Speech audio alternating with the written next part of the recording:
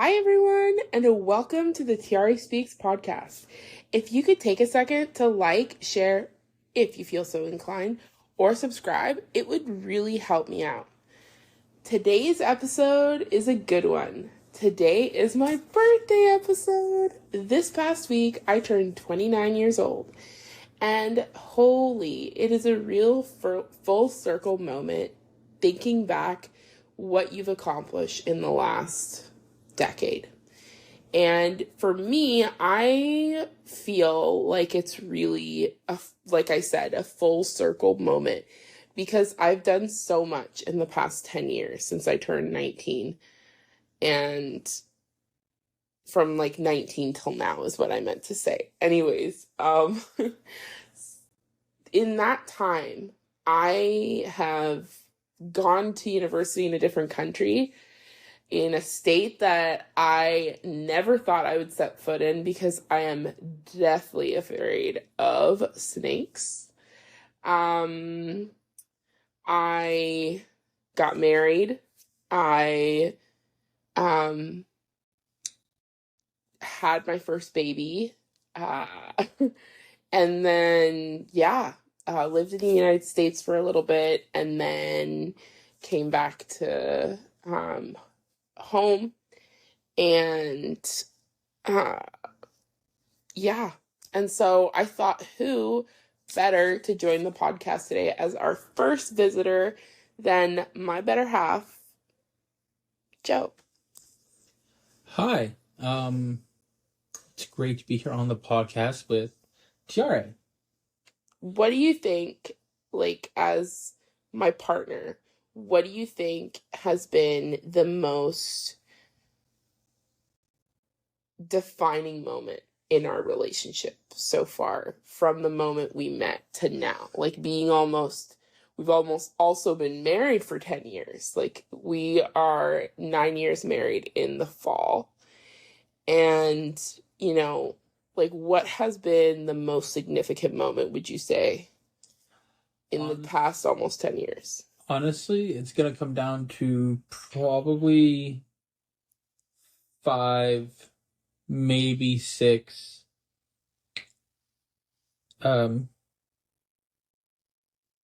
key moments in our marriage. What would you say? Name them off.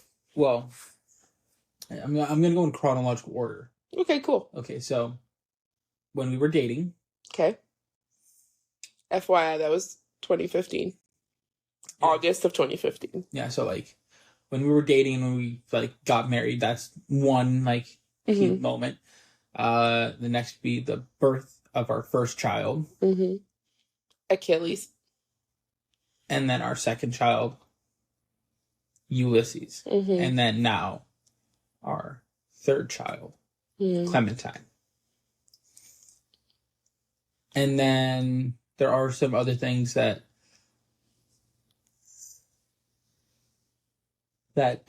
did happen.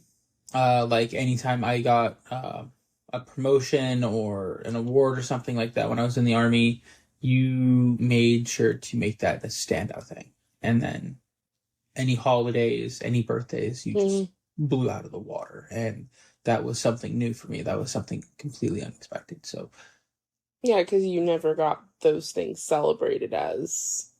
Yeah, no, I got like bare minimum. My husband also, as a little mention, has a bombing YouTube channel that you guys should check out. He is wonderful at doing his reviewing for different games that he's done, and he's really just talented at doing different voiceovers for different games. So you should check him out, by the way, as a side note. Okay. But I'm just gonna clarify what's going on. It's role plays and let's plays of various games, like Fallout or our favorite, by the way. And let's just say the Fallout movie or show, TV show on Prime is amazing. Like, actually, there are a few things that we've discussed, like both him and I, about details that are not exactly accurate to the lore of the video game, but really good nonetheless. Well, in that aspect, there's a lot of things that now with the show make certain things that happened in the games canon. Like before the TV show, there was a game that was called Fallout New Vegas, and it wasn't made by Bethesda. It was made by Obsidian. And since it wasn't made by Bethesda, everyone just kind of had in mind, like, okay, it might not be canon. It might just be one of their things that they thought it was great, but they never made it canon. But there was some references made to California and the NCR in Fallout 4, but that was key little things, but it wasn't the events of New Vegas itself. I love just the storyline, like what they've done with the storyline with in regards to the vaults, in regards to like uncovering different things, like especially for me as a person who hasn't really played all the games, just like specifically Fallout 4, I think it's just really awesome that they did such a good take of it for the most part. Like other than like some specific parts, I think it was just really fun. Anyways, we kind of got sidetracked on that. No, but I love the fact that when they went from the East Coast back to the West Coast, and they're actually expanding more on the lore and everything. They're actually cool. Adding more to the games. They're adding more to the lore with the shows. It's actually really good, and there's actually a really lot of good fan theory for everything that's going on in the show, especially with that one particular Brotherhood of Steel, because yeah, I there's so much going on. It's with that. So weird because like the first glance when I saw all the trailers and everything, I swore that the cowboy was Nick Valentine. I was pretty convinced, and you know, obviously, like we saw it, and that's not the case.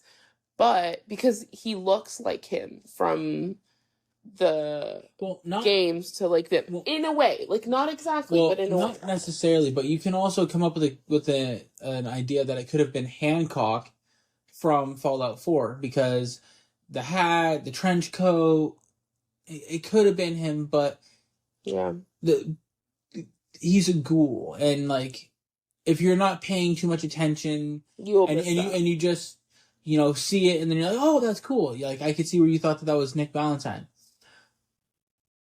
But for me, it's like, okay, that's a ghoul, but who is it? Is it Raoul from Fallout New Vegas? Yeah. Is it who the heck knows? Is it Hancock, or who? Like nobody knows, so that's why we had to watch the show on top of it being a Fallout show and seeing where it went. Circling back to the actual like this is my birthday episode. Like no, just like talking about the importance of the past 10 years almost that we've been together and that we've had life together.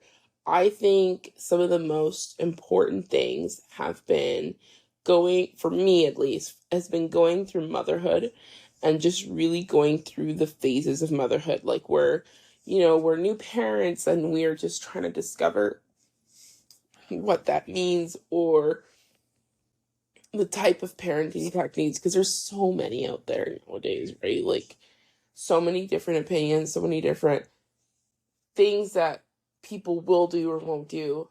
Also the things that you've accomplished, right? So like for me, one of the biggest things that I've really looked at is like, okay, have I really accomplished anything in the past 9-10 years almost now? Have I really accomplished anything? Do I really feel like I'm something? And I think that's the biggest thing I think most mothers struggle with. I think most mothers struggle with the point of not being able to um not being able to really have a specific point of, oh yeah, no, like I feel like I've accomplished, you know, X amount of things, or I've gotten this certification, or become this kind of career person, you know.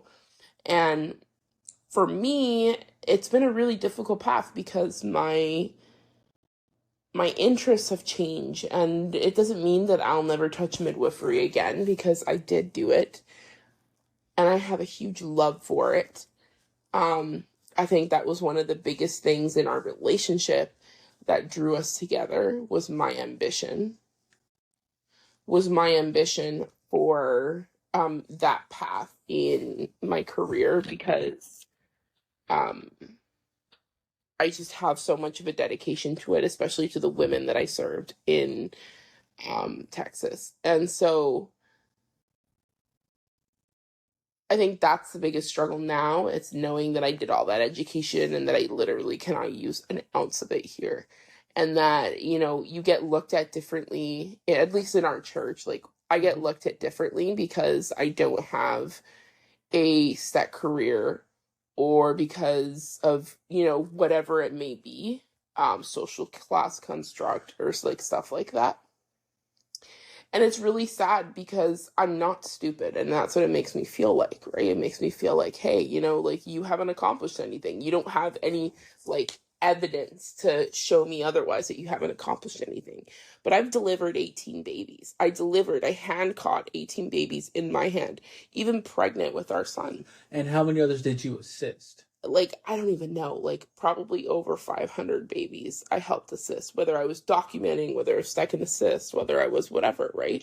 Yeah. And then how many did you have to transport to the hospital because they were beyond the care of the midwives at the clinic? Like, I don't know, like, probably a handful at that point.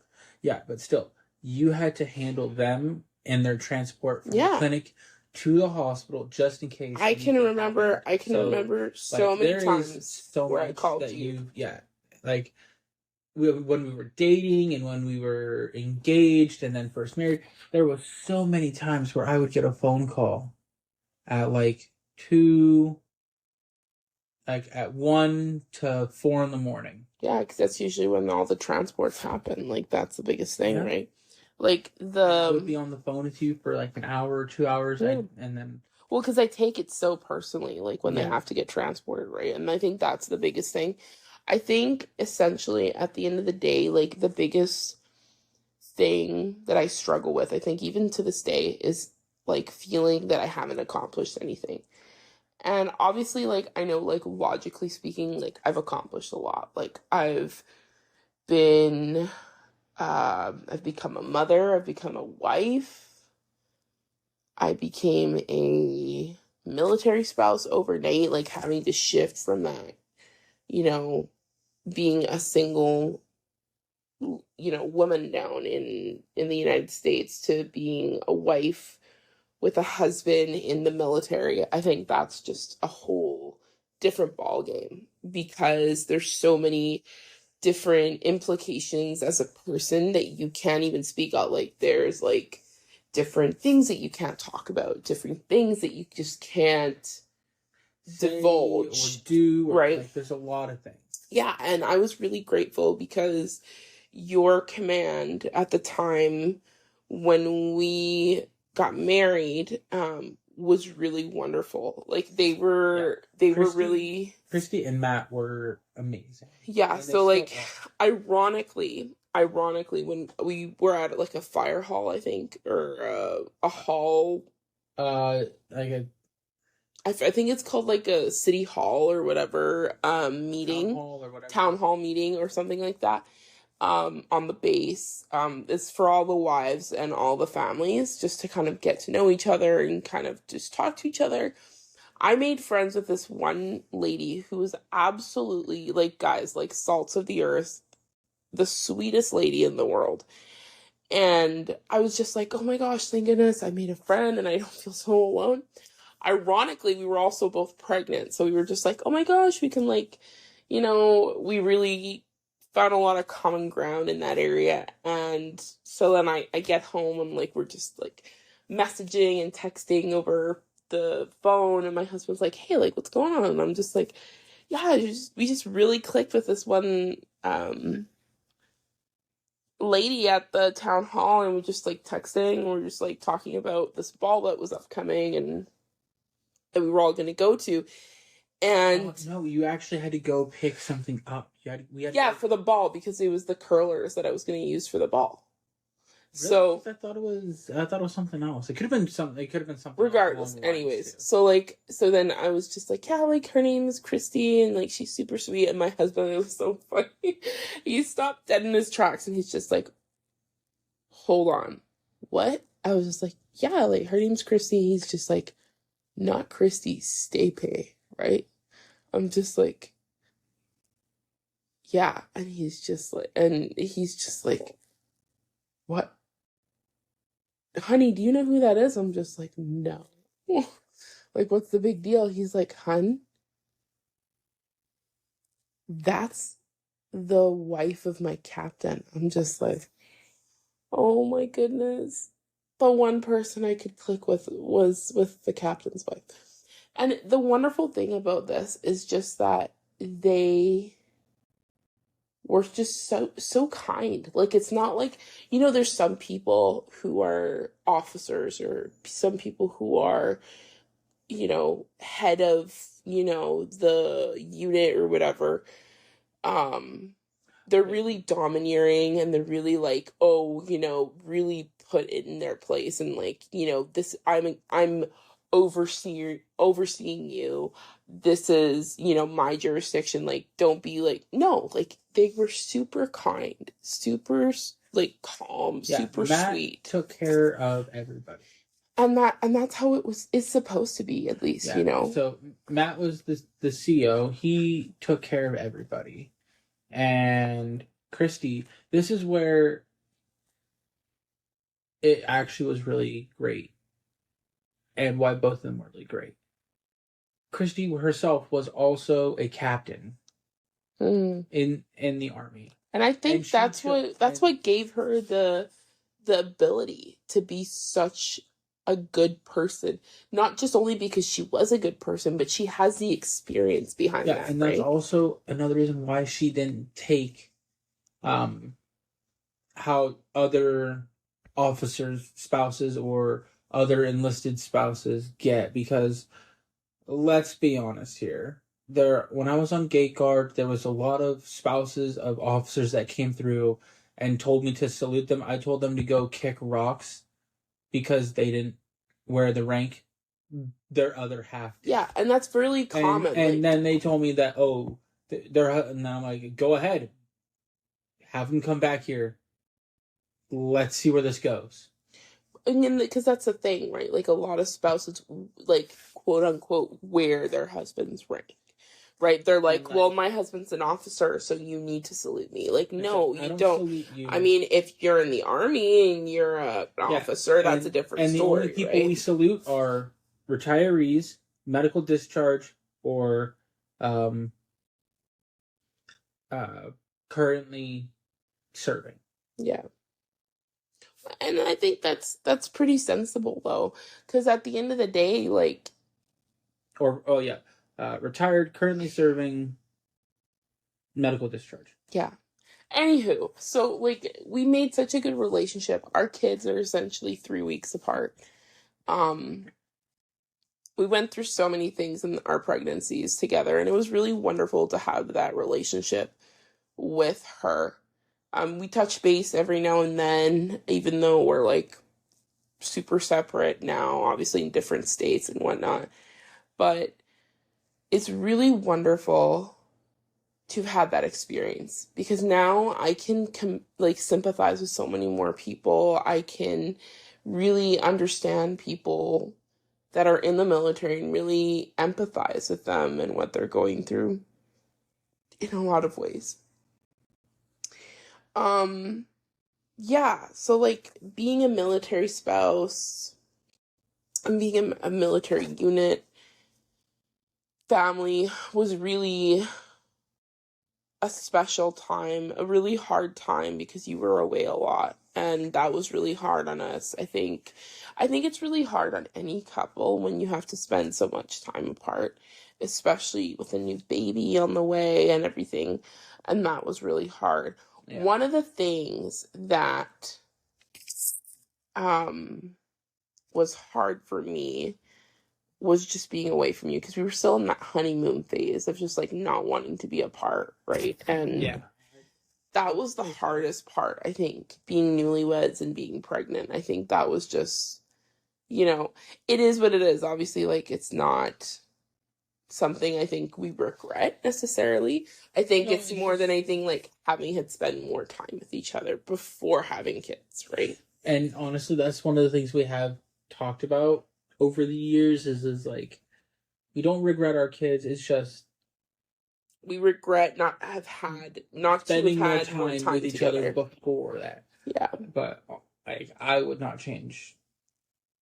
I would not. No, me neither. I would not change. And that's the thing, right? Like, when I look at our time spent over the past 10 years, almost like 10 years now, I really just am in awe of the amount of things we've gone through and how even though it's been rough and painful, we have come through with grace.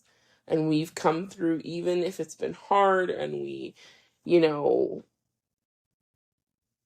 didn't necessarily have the quote unquote skills to get through it.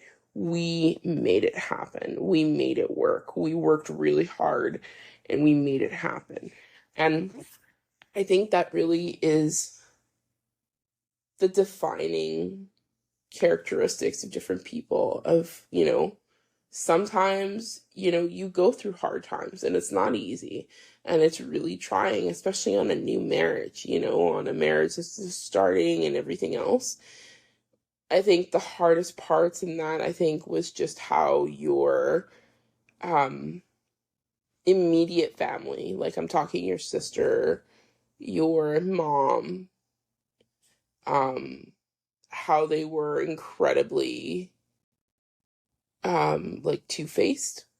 And I think that was the hardest thing for me because, although we had the problems that we had with my family, I don't think there were any way in comparison to what I struggled with your mom and with your sister. Yeah. But I was so grateful. So grateful for the Ponticellis because they really just embraced me, and I really was missing out on that with your mom and your sister. They treated me like I was day old trash towards the end, and I really just did not appreciate it because I never did anything for them to treat me as such. Like, I was always really respectful. I was always really, up until we had like the falling out with your sister, where like she cussed us out in a vehicle with our 10-month-old, and we kind of put an end to that. Yeah, no, and that's all because we didn't want to go have breakfast with them when we were going from Texas and it's not even that we didn't Washington. Want to. We didn't have time. We didn't have time. Like, no, but they're so how they perceive it is we didn't want to go. Yeah. And we just went and, screwed around or whatever. Yeah, and it's like, no, that's not the case. We had to go from Texas to Washington for me to work my job with the TSA. And that was, in and of itself, I had, 4 days to get there? Mm-hmm. And we got there in, 3 and some change? Yeah. And that was a rough trip. Like, you're traveling with a 10-month-old, And I did most of the driving, and every time I would pull off, even just to take a quick nap or just to get some rest, he would be upset, and I would just have to go, okay, and just keep going down the road. I remember we left El Paso at night, and by sunrise of the next morning, we had cleared Arizona.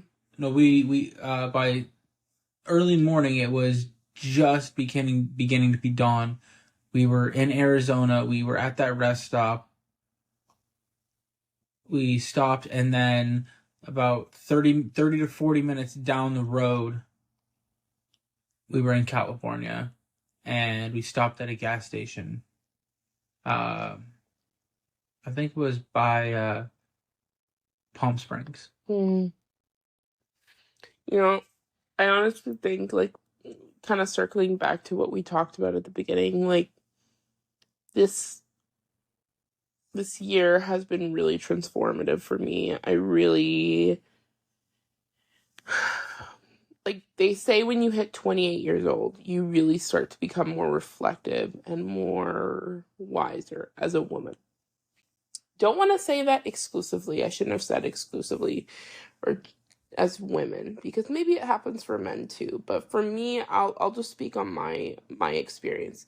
I have noticed in the last year, I've become a lot more observant and understanding in the way of trying to understand myself as a human being, which in turn has benefited to understanding everybody else, because, like, we're only human. But it's also another thing too. Like, I'm in an age where I don't put up with anybody's bull.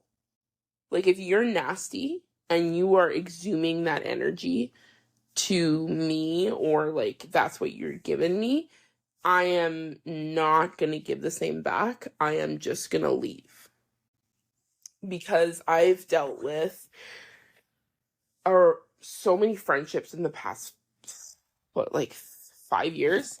I would say, like, so many friendships that had just turned out to be one-sided and not mutually beneficial. And guys, I'm not talking about, like, giving me money or giving me gifts. I'm talking about, like, mutual give and take, and, like, that's one of the things I've learned in my 29 years. I don't take bull from nobody anymore. I don't do it. If they don't want to match my energy in a friendship, in a relationship with, whatever friends, then I just leave. I just remove myself from that. I just respectfully say, hey, you know what? I just don't think this is working. I don't think friendship-wise, it's good. I think it's better we just step away and just leave it as it is, because I find great value in honesty. I find great value in saying, hey, you know what? This is how I'm actually feeling, and it's not my cup of tea anymore. And I think you get more respect out of people when you are honest and when you are upfront with whatever it is, but as long as you say it respectfully, right? Not like, hey, you're blah, blah, blah, blah, blah, right? And cuss people out. You get a lot more, kind of like the saying goes, right? You get a lot more, what is it? You get more flies with honey than you do vinegar. Yeah, exactly, right? So, like, if you're kind and you're respectful and you say, hey, you know what? I love you and you're a good person, but you know what? You're just not my cup of tea anymore. And I wish you well, and I hope you have a great life. I think it's time to part ways. And I think there's a huge strength in that, because I think there's this quote I heard a few weeks ago. It was something to the extent of, when you say or you speak honestly to a person and that relationship dissolves or was already dissolving, and then you are honest with whatever it is that that's bothering you, and it disturbs this other person, then it wasn't a relationship worth having. Because if it only took you being honest for them to be like, hey, no, I'm out, or to be disrespectful, or to be rude, then it wasn't a relationship worth having. And now I've kind of come to a place where I'm like, you know what? I'm okay. It sucks to be alone, and it sucks to be isolated sometimes in motherhood, because you really wish you could have girlfriends and friends to just be able to reach out to and talk to. But that's okay. I have my husband, who is a wonderful human being. And I have my friend Sarah, who I've known for almost 7 years now. And she is wonderful. She's just really busy all the time. But she is a wonderful human being. I love her. She's my soul sister. And she does everything she can to make sure that I feel loved. And that's enough for me. I would rather have one good friend that I can rely on and that I can talk to than have a bunch who will stab me in the back. You know? And you know what? That's actually what you should do, is only have a few good friends. Because honestly, like, having that projected persona of like, oh, if you don't have a lot of friends, that means you're lame. And it's like, no, back in the day, like, I remember, like, you only needed a maximum number of like 5, maybe 10 friends. And that was, middle school and high school. And I had probably 10 really good friends, like really good best friends. And then everybody else I kind of knew. I was like acquaintances, never really hung out with them at all, never did anything. But my 10 best friends, or not best friends, my 10 friends, I can narrow that down to three best friends out of that 10. Yeah. And that's how it should be, I honestly think. And I've gotten a great amount of value from that. And I'm really grateful for that. So, like, to sum everything up, like, I honestly feel like in these 29 years, I've really evolved as a human being. I've really evolved to learn and try and understand myself as a human being, as a mother, as a person who is just trying to do her best. A human being who is struggling to learn how to regulate herself and to help her children regulate themselves. Yeah. Right? Because, like, as being cycle breakers and being those breakers of abuse in our families, I think it's such an important thing to remember that we're human ourselves and that we're trying our best. Yeah. Right? That's one thing that is very important, is like, you can't set the bar too high for yourself that the things you're trying to achieve are unachievable. Yeah. You need to set that bar high enough. Just that, like, little goals to every day. Where you can achieve it and keep moving forward and keep raising that bar. Yeah. Every time you meet it, you keep raising it. Like our goal every year, right? Something, unobtainable. It's something obtainable. It just is going to take work to do. It's like this unspoken rule that we have, or not rule, sorry, unspoken goal that we have every year. Like, every year we put away our Christmas tree, we always say, hey, next year we could be opening our Christmas tree somewhere else. And that's so exciting for us. I think just the fact of saying, hey, maybe we open our Christmas tree in a new place. Yeah, because it'd be such a wonderful experience to be able to do that. I think it's just we're in a place where we're ready for a new change. Yeah, we're ready for that change, that mysteriousness, that new. Yeah, we're ready for the new. It's just getting there. Yeah, and getting there. So, anyways, I am so thankful that you joined me on the podcast today, honey. I think it was wonderful to have you, and I am looking forward to having you again when we decide to do the veterans episode, because that one, ladies, you guys can grab your popcorn and sit, or guys too, grab your popcorn and sit, because I bet you, as my husband is an infantryman, he will have some wonderful stories to tell us. And I'll have a pretty hilarious one. Again, we won't be divulging names because we want to be respectful, but it will be ones that the people that we will be talking about will know themselves. One of the things I am so grateful for is having my husband. He's so supportive. I know he's a little anxious when it comes to talking on the microphone, but he did so well today. So ups to you, babe. So thank you so much, everyone, for listening to the podcast today. I really appreciate any and all support for the podcast. It would be really wonderful if you guys could like and or share this podcast, or even comment. It's really appreciative on all ends. This is going to be posted everywhere on Spotify, Apple, and YouTube. As a mom of kiddos who are neurodiverse, I've searched high and low for a brand to help my kiddos feel comfortable, especially my middle child struggles big with textures. And I found this brand called Little and Lively, and they did just that. They're a local mom, Carmen. She has a small shop who focuses not only on the quality of clothing, but making sure it is ethically and responsibly made. For you, my viewers, I have a 15% off code that you guys can use. You purchase through the link that I've posted in the description box below. Please tune in next week as I post on a weekly basis. But for now, signing off. Bye.